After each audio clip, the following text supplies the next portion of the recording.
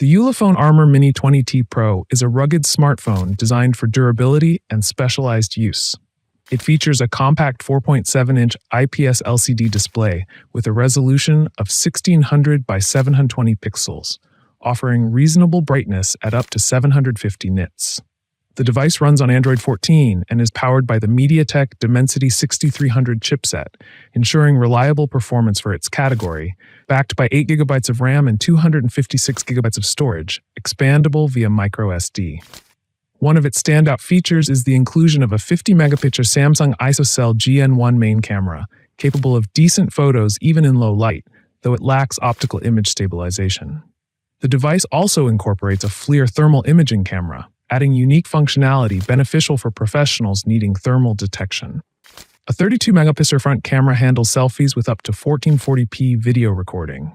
The phone boasts a 6200 mAh battery, supporting 33 watts fast charging and 15-watt wireless charging, providing strong battery life suited for extended outdoor use.